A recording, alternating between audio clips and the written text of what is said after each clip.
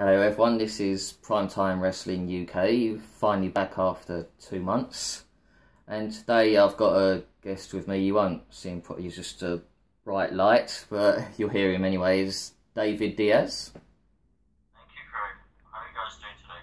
Yeah, not bad, mate. Good. In fact, I couldn't do the show over December because I had that damn cough that dragged for God knows how long. And then in January, just never really got round to it, did we, with all the stuff we was doing? Yes, January's always quite busy, so... Yeah, unless you can't sting towards April, I guess that's the major thing. Yeah. Anyway, we're going to do basically this in 2 shows. And first one is going to be about Wrestlecon. David's going to be on both shows, but first we're going to do one about Wrestlecon, and then the second show will be about the network, Royal Rumble and NXT. So anyway, first with Wrestlecon, which is June, is it 20th and 21st? Yeah, that's correct. Right, and we're basically just going to go through each name and so on and our views on it. Let's try and remember these offhand. We'll start with Lita. Well, I think it's a great name to add to the lineup party. She was one of the first ones, and I'm very surprised, to be quite honest, she's not as part of the headline act, but at the same time, she is a very giving person from what I've been told, so it's a good name to the lineup. I know some people weren't nuts on it because she did LFCC not long ago in the summer, but not everyone did that, so it's nice for people that haven't actually met her yet. It gives everyone a chance to meet her, like you said, and obviously she was part of London Film Comic Con as well. So it's great that she's back in the UK. She was here over there in the UK just a few weeks ago as well. I think it was in Doncaster, I believe. Yeah, that's right, yeah. And she apparently was quite a hit, and someone that we know did get a lot of things signed by her. And they were saying she's a very approachable person, so... Yeah, she's a lot nicer when you meet her than what you probably initially expect. Some people you don't know for sure what sort of reaction you're going to get. Yeah. I mean, it's a treat for everyone, you know. I mean, obviously, Lita being what she became, to say the least. Even though, granted, before she went to the WWE, she was already quite well known. But obviously, given her career in the WWE, everything she had accomplished, and obviously main eventing on Monday Night Raw alongside Trish, and what was an awesome match, probably the best women's match we've seen even before we saw the match between Charlotte and Natalia at NXT a few months ago. So the next one is someone you've interviewed yourself, Tugboat. Yeah, and my good friend, I always say to a lot of people, you call him Tugboat, you can call him Typhoon, Shockmaster. I just call him Fred, you know, he's a very nice guy. Someone who I actually interviewed in the past as well, and probably one of the most approachable guys on the legend standpoint, you know, who doesn't really have a legend's deal with the WWE, believe it or not, despite his son and his brother-in-law and his nephews working for the company. But I asked Paul Inwood, who's actually organising the whole thing from PSI Events, and he just said, you know, just try and get him to email me, and within the moments or days even that they actually organised it all, and Fred was named as part of the lineup. Yeah, I've always been a fan of these. I've never actually had the chance to meet him until now, so that'll be a good one to meet. I'm sure he would rather not be called Shockmaster. Yeah. He's very approachable, you know, he talks about the Shockmaster gimmick in a very positive light, because really, regardless of the debut that it had, and obviously as memorable and humorous it did become over the years, it's in every blooper, you know, every fan talks about it. And it's on Botchamania and everywhere, you know, so... But he talks about it in a very positive way, because at the end of the day, people remember him more for Typhoon and Tugboat, so... It's a shame Earthquake's not around still. We could have come over with him. That would have been cool. Yeah, the next one would be Gangrel. He's another one who I know has been to the UK quite a lot, and he was there also a few weeks ago. From Kira Taylor, shout out to him for actually let me know. I didn't even know that he was going a few weeks ago, and he's coming again, I think, in a few weeks again.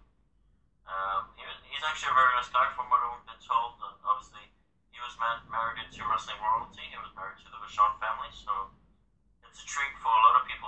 Attitude Era, because yeah. even though he didn't progress with his career, but he is instrumental in the successes of Edge and Christian and the Hardys, in my opinion. Yeah, I'll always remember him from the Brood. Their music, especially. Yeah, I mean, that's the most memorable thing people will remember, well, until the end of their days, I guess. Yeah, the next one's one of my favourites, the Mountie. Oh, that's it.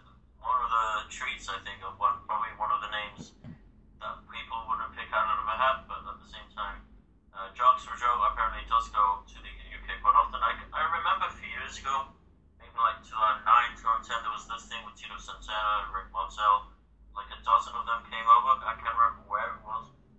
And apparently that's where Paul met him, I think, if I'm not mistaken, and they've kept contact ever since. And so, Jocks is a treat for everyone, and I've been told, a bit of an exclusive, and I read it on Twitter. He's coming in his outfit, isn't he? Yeah, that's what I was about to say. Yeah. It's just Mountie, so that's going to be a treat for everyone. And hopefully the cattle front too.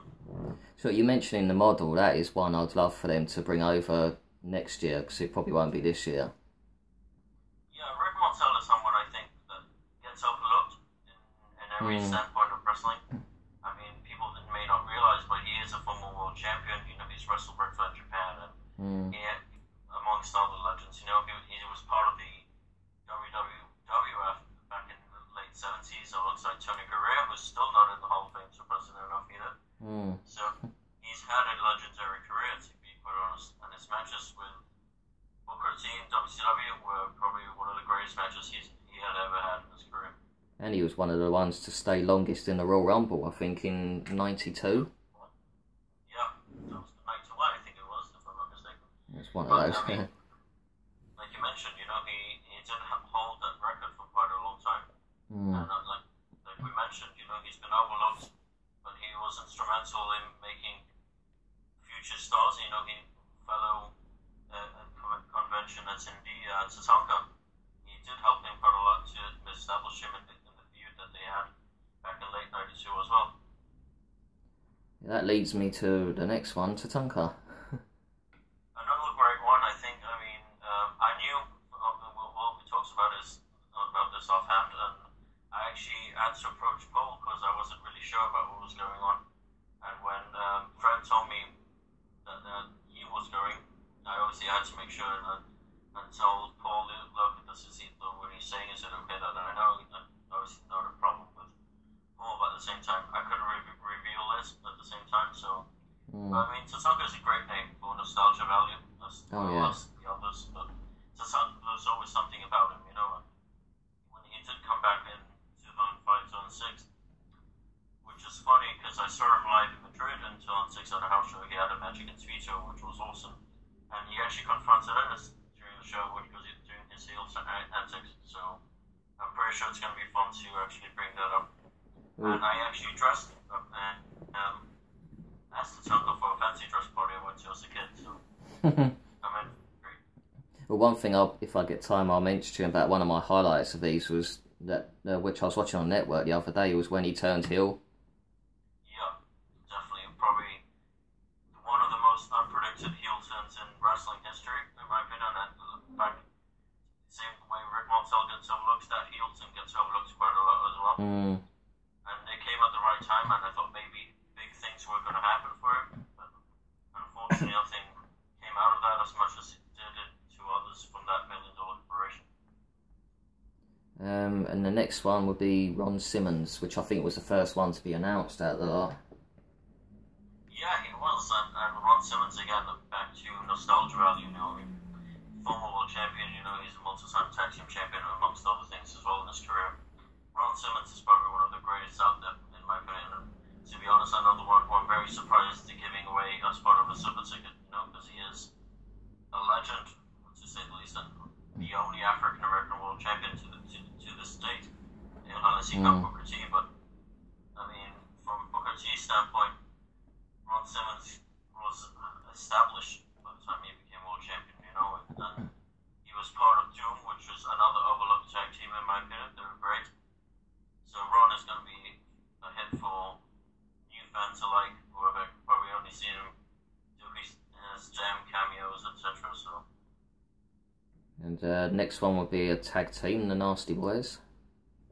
Nasty Boys, hit and miss for me. I mean, I'm a fan of theirs, but at the same time, you hear so many things about them. They sound a bit wild, to say the least. Maybe for all you know, like I don't know if they'll really cause any chaos, but during the whole convention. But I'm pretty sure a lot of people are looking forward to seeing them and meeting them as well. Next one will be Jim Neidhart. Oh, that's a treat for me. I mean, I've been a big fan of the Anvil since probably obviously a little kid, and I remember being a kid and he was part of the announce team, which not many people will remember, but he was a very overlooked announcer as well and challenged alongside Bobby Heenan and Gorilla Mansour. But he had quite a good career. He could have maybe established a lot more, but he'll always be remembered for the Hart Foundation and those both inclinations, the tag team and the stable. I always felt he was kind of like the Marty Jannetty of the Hart Foundation. Bret Hart kind of shined out more, a bit like Shawn did with Marty. Yeah, I agree there, to be honest. Because really, the thing with Jim, though, is that I think he had the potential of being a great heel, maybe in the main event level. And I think to make Bret more established, they could have had maybe Jim turn on him. That's what I felt maybe they could have done. At the same time, he was also so popular, even when he wasn't appearing, you know?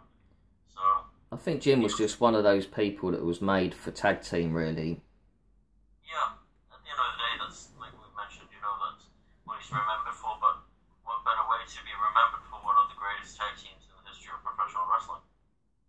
The next one, I prefer to call him by this instead of the other, Papa Shango.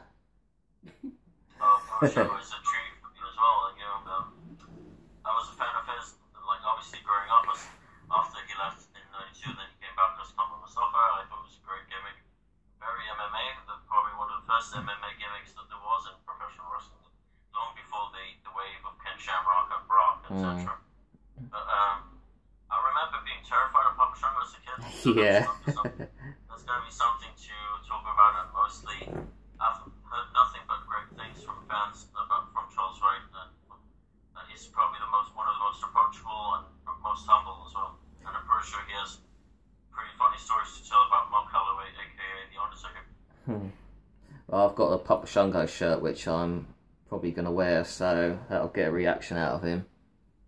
Yeah, for sure. Plus, I got one of those Hasbro figures of him that I bought the other week, so I'm going to get that signed as well. I mean, it's all for nostalgia, you know.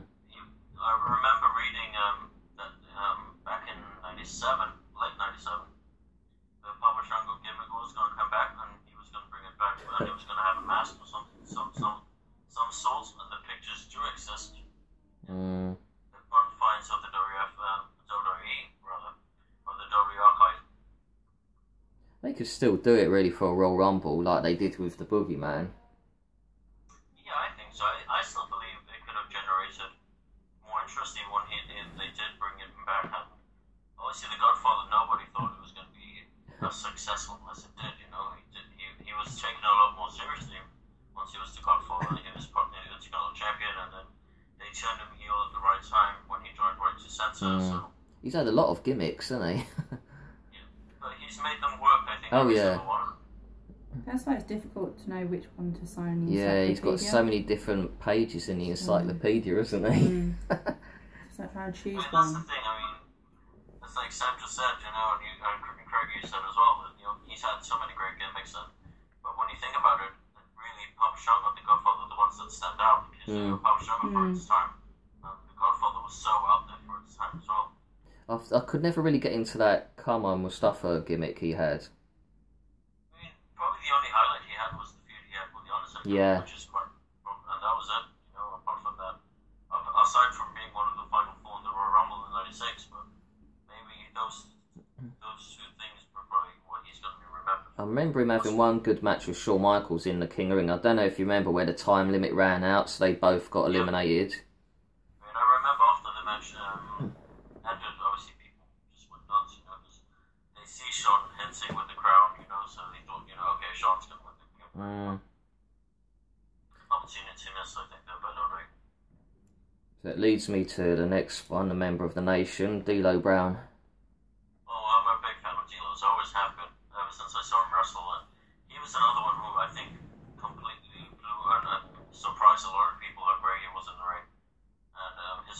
with X-Pac for the European Championship. Yeah. He was, I think he's a 5-time European champion, if I'm not mistaken. He has won it a few, yeah. And he did so well. And, you know, obviously injuries got the best of him, and he never returned the same. But when he did come out, you know, and he was part of the nation, like I mentioned, those matches with X-Pac for the European title, his feud with Val Venus, and obviously the Shield gauntlet he used to wear. You know, he put out of the water completely, and probably one of the unsung heroes of the Attitude Era, in my opinion. He had a decent period recently, well, a couple of years back I think it was as well, when he was with the Aces for a bit. Yeah, that was great, you know, and totally off guard for a lot of people, but people don't really realise that he was part of TNA in the early days of TNA, and he did have great matches with AJ Styles as well, culminating in a ladder match for the NWA back then, World Heavyweight title. Who else is there on it? If I missed anyone on the Super Ticket, I feel like there should still be a couple more. Terry is one of them. Terry Reynolds and Jacqueline, yeah. Terry and Jacqueline. Terry obviously named for, I think, for sex appeal and anything else. But at the same time, you know, she did have a gimmick like in Molina. Even before Molina, she was Alexander York in WCW and managing the greats like Mike Rotunda, etc. So she did actually quite well for herself. You know, when married to Dustin Rhodes, you know, they didn't really pair them together because they wanted to be different. But I think the Molina gimmick, nobody could have played it better than her, even though she was married to Dustin, obviously. But she made it work, and she made it legit, and it showed you. It was very sensational Sherry, but without the brash attitude, in a sense. That reminds me, there is one that I am missing out. She's Val Venus. Oh, Val Venus, well, we talked about him back in D'Lo, you know. Val is another one who I think when he first came in, you know, people were probably, you know, thinking, okay, who's this guy? But he was very established by the time he got to the WWE in '98. But Val he took it out of the water, you know, like back into what I mentioned about the Godfather, Papa Shango. You know, they turned him heel at the right time. And obviously when he was part of Right to Censor, then he had a lot of memorable runs. When he was just called the Big Balbonsky in 2002, then he did the Chief Moore thing. You know, he was always one of them that was loyal to WWE, and unfortunately never made it past the Intercontinental title stage. I think with this Wrestlecon, it's one of those where if you wasn't around in the Attitude Era, you might not be so keen on it, because you probably wouldn't know who half of them are. That's true, and it appeals to all audiences, you know. You heard about a lot of new wave like Alberto Rio, who's only just recently left WWE, well, got fired by WWE rather, but he's making a name for himself in the Indies again, and he's part of Ring of Honor now, so it's someone who's actually doing very well for himself, even without WWE, even though I wish he had done more within WWE myself. Right, before we get to the rest of the names, just with some of them, because we're coming up to nearly 20 minutes, so I'll just pick out certain ones where we'll talk about and just briefly name the others, because otherwise we'll go over half an hour on this. We've got Demolition come as well, which is one of my favourite tag teams of all time. We've got Alberto Del Rio, these are headliners now. Bret Hitman Hart. Who else got some? Jim Ross.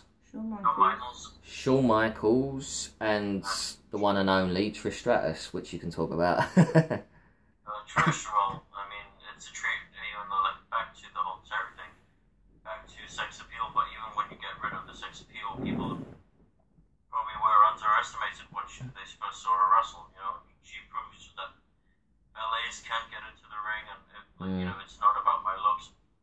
You know, I could go there and kick some ass, pretty much. That's the way she came out with it, you know. Yeah, I mean, look, it's cost us a lot of money, but it's worth it, and it's a once in a lifetime with some of them, I suppose, so...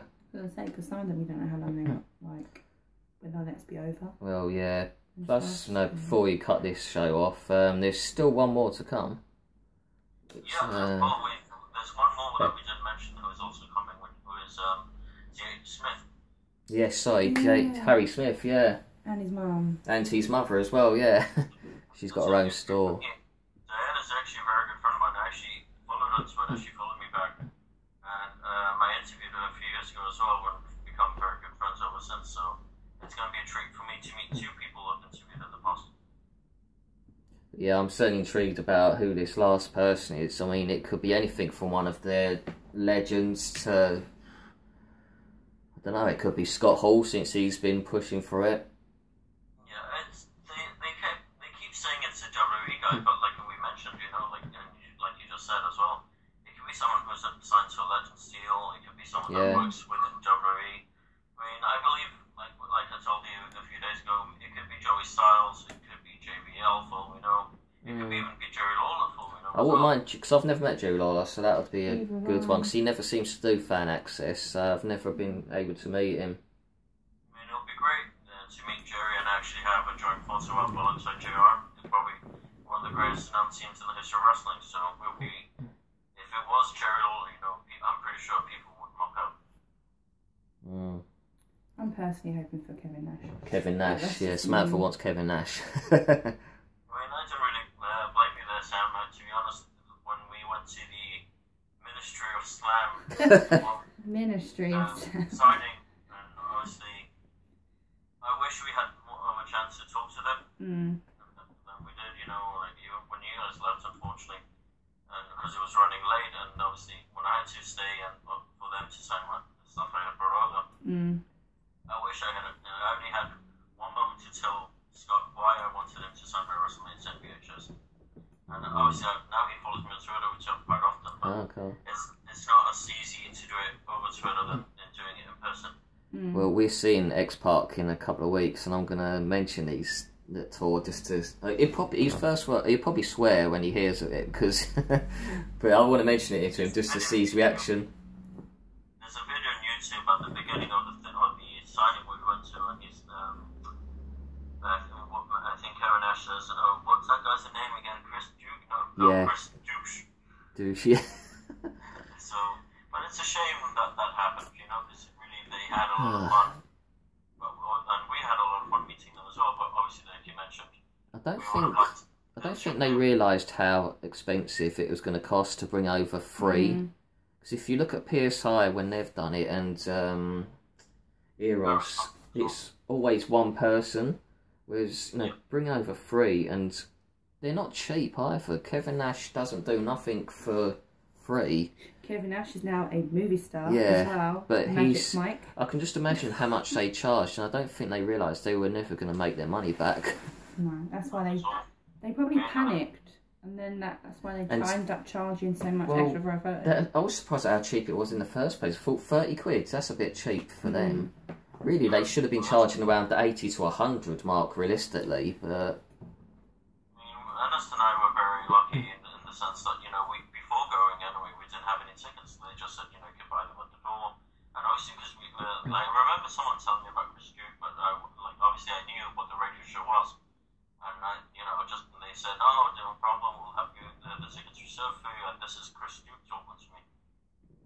And then I remember reading on the UK fan forum, the website, like obviously some people from the Manchester signing weren't happy, but at the same time, it's still, you know, it wasn't gonna like blow me away because I still wanted to meet them. So, but even if we were to get them now, which I wish we could get them for Wrestlecon, but I doubt it right now. Would have liked that opportunity to just give them that thank you. And when I told X-Pac who I was, because I had spoken to him like a few weeks ago, he replied to my tweet. Like, he's like, "Oh man, you know," he gave me a hug. He was probably the most approachable out of all of them. Yeah, he gave everyone a hug that day. He was really nice. Yeah. Well, I didn't want a kiss anyway, but I got a kiss from X-Pac. That's quite funny. X-Pac the spot, like they say. His character, that's for sure. Then Kevin Nash was talking about when's the wedding, and I was like, whatever. Yeah. Hell knows, but yeah, even though we didn't get the autographs, it was still worth it just to get a photo of them, wasn't it? And the Q&A was good. It dragged, but it was good though. Yeah, it was quite fun, you know. And like I remember Scott telling me, like, when he was signing my VHS, you know, he's like, "Oh man, if I could, you know, I would just sit here and just talk to the fans and just have a drink or something." But he was so disappointed with everything that had happened. They just wanted to like finish the last leg of the show and just go home. Yeah, wasn't good. I mean, since then, obviously, that company's disappeared, which was no shot. But I have to say though, I was quite surprised that they did it in Elephant and Castle. Yeah, it's not the best areas or venues for it. I grew up around that area, and it was the last place that I thought that they would do it. They should have done Leicester Square Theatre. Yeah, they could have done it in somewhere huge, you know. And like you mentioned, Sam, right there, you know, I was staying in Paddington, so travelling all the way there and then taking a taxi all the way up to the venue was a bit of a trek. Yeah. And I can imagine, so at the same time, you know, just getting that opportunity to meet three legends who I looked up to, really, because Kevin was huge, but you know, when he was Diesel, then obviously moving on to the NWO, and X-Pac the same way, you know, so it was still a treat, despite the circumstances. It was worth it. It was worth it. I mean, I know some people were cheeky and tried to get a full refund. I think some of them did, which I thought was out of order because they did get a photo of him, they just didn't get the autograph. So I think to ask for full refunds was taking the mick a bit. I mean, I remember reading on the UK fan forum a lot of people that were saying, you know, like we want our refunds, and I just paid like send a PayPal dispute. I'm like, oh, at the end of the day, you got your money's worth. You got to meet them. I mean, I asked for a partial just purely because I wasn't able to stay to get the autographs, but I never got that in the end because I think he emptied out the account, so never happened. But you will never know the full story of the whole group. It was They're weird. blaming them. He's blaming them. Yes. Right, you know, him. It's him and them. Thankfully, they're gone now, so they can't do any more bad business. Prince Duke has completely disappeared off the face of the planet. Yeah, I mean, they said he had a heart attack, but again, who knows, did he? You just don't know, do you? Kevin was with him like a few days before Milton Keynes or something. Yeah. And then that's when it all happened. But at the same time, I think we got our money's worth despite what happened. Oh yeah. But at the same time, I think that's why we had to value Paul and PSI and everyone. Oh yeah. PSI, because they've taken their time to announce who's coming, and it's been what 5 months since they've been building the lineup slowly. And I have more faith in their Wrestlecon than the one in America, that's for sure. I mean, I've never been to one in the US, unfortunately, but I will get the chance of it in the future. But it's, apart from the waiting for the 5-month wait, and obviously once they reveal who the final name is, it's going to be, you know, like, okay, it's saving the best for last. It could be someone huge. But regardless, even if it's not someone huge, it could be someone like I mentioned, Joey Styles or something. People are still going to be happy with it. I mean, I know it would never happen, but you know, obviously you just names like Hulk Hogan, but you know the chances of that is slim. To be honest, I just say the Macho Man thing, and like Hogan always says, never say never. Oh yeah, I mean, depends if I think one day he will, because I mean it's only the first year, so there's always other years. I mean, it could even, well, I was going to say Goldberg, but he's not with WWE, so that can't. But he could always next year. There's so many in the future. I mean, that's what Paul was telling me, you know, he was telling me that he's actually had to reject a few people. Because obviously the lineup has been finalised for months now. Right. And Jimmy Hart has been telling me all the time, you know, that he's interested in coming. I'm like, you know, just email them. But that's when they told me that we had to reject a few and we only got one more to reveal. Yeah, I mean, they can always book them for next year. It's not like I would imagine they'll do it again next year because they've had huge success of selling these. So. Oh, for sure, it's going to be an annual thing. Anyway, I'm going to finish this video now because it's coming up to 30 minutes, and we want to get on to the next video. So yeah, this video will probably be up by tomorrow, depending on the speed of the internet. And then the second video, which we'll do in a minute, will be up during the week. But anyway, you stay there anyway, David. Anyway, that's the end of this episode, so we'll speak to you next week. Bye.